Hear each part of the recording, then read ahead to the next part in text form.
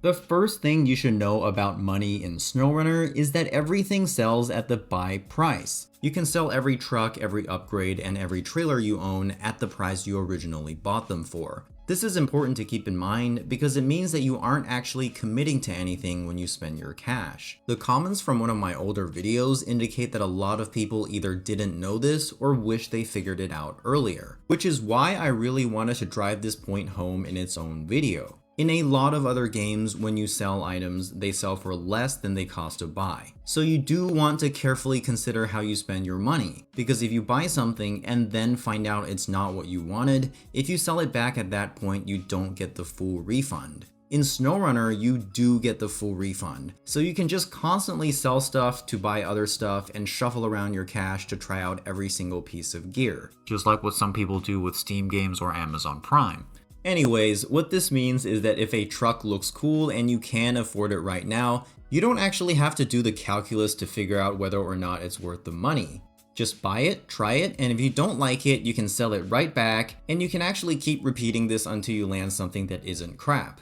You can just do this over and over, and because the sell price is the exact same as the buy price, it's not gonna gradually churn away your money like in most other games. This also means that you shouldn't hoard stuff, and you want to get into the habit of selling everything you don't plan on using in the immediate future. For trucks, this obviously means you want to sell trucks that are just bad in general, but also trucks that have the potential to be good, but are handicapped for now because you're still missing important upgrades. This is usually all-wheel drive or diff lock. If a truck has potential to begin with, you can usually still do pretty well without raised suspension or better engines. You want to sell these trucks for the time being because you don't know when you're going to come across the upgrades.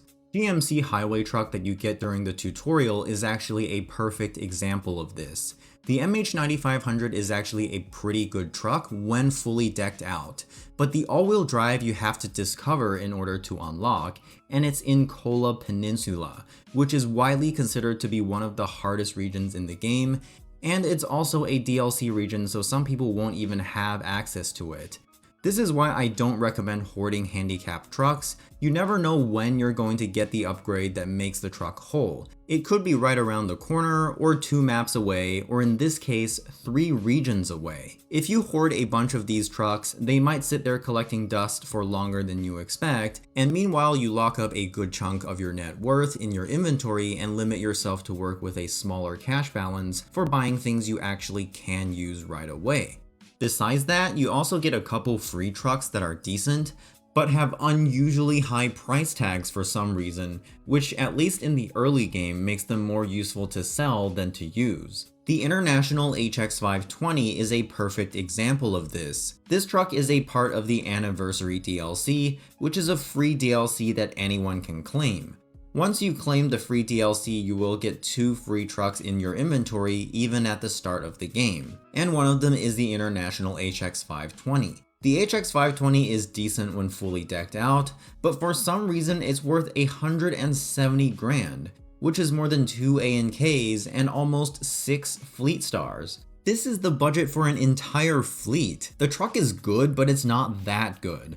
Also, in the early game, it's generally more helpful to have lots of trucks to work with instead of a few really good ones. There are some expensive trucks that have unique benefits that kind of justifies their price tags. The HX520, however, is probably more valuable to be traded in for a bunch of other trucks. Besides trucks, you also want to remember to sell upgrades and trailers. Upgrades are simple, just sell everything that isn't currently equipped on your truck. Get into the habit of selling the original part every time you install an upgrade. If you find yourself short on cash right now and you haven't been doing this, consider going through the customization menu of every truck you own. You might just instantly get back a bunch of cash. Depending on how long you've been neglecting to do this, a large portion of your net worth could currently be locked up in the customization menu. And just to clear this up, when you sell a truck, it also sells all the add-ons and upgrades that are equipped on the truck at the time of selling. You can actually see this reflected in the price tag. Only the spare parts get left behind, which is why you want to get into the habit of manually selling them to avoid locking up more and more cash in the menus.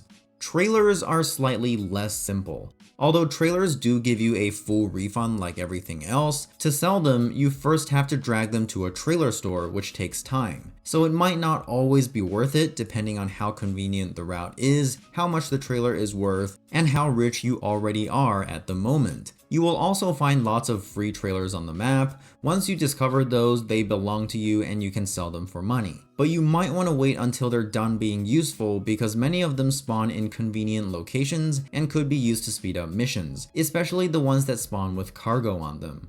Personally, I like to recover trailers after I clear all missions in the current region. I don't have to do this at all since I'm pretty rich now after over 1,000 hours in SnowRunner, but I do like to finish a region with a clean map. Obviously, this is just me wasting time to satisfy my OCD, and I don't recommend this to everybody, but I do recommend recovering trailers when it's convenient because it very often is. If you're doing a mission and you're already planning a route that passes by a useless trailer, and then a trailer store later in the same route, why not just drag that trailer along, right? And besides that, there's also a lot of free trailers that spawn near trailer stores, if not right next to them. There's no reason to leave trailers lying around trailer stores since you can get any trailer from the trailer store itself if you need them. For some reason, this is really common.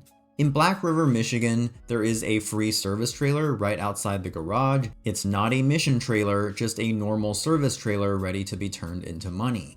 You can tell if it's a mission trailer or not by checking the map to see if the trailer has a label. A mission trailer will not have a label unless you are tracking the related mission, in which case the trailer will show up as a mission objective. Not far away from the garage, there's also a fuel trailer, which does contain fuel in it, but it's not nearly far enough away from the garage to be useful as a refueling point. In Northport, Alaska, there's an empty flatbed trailer just sitting in the corner right outside the garage for whatever reason.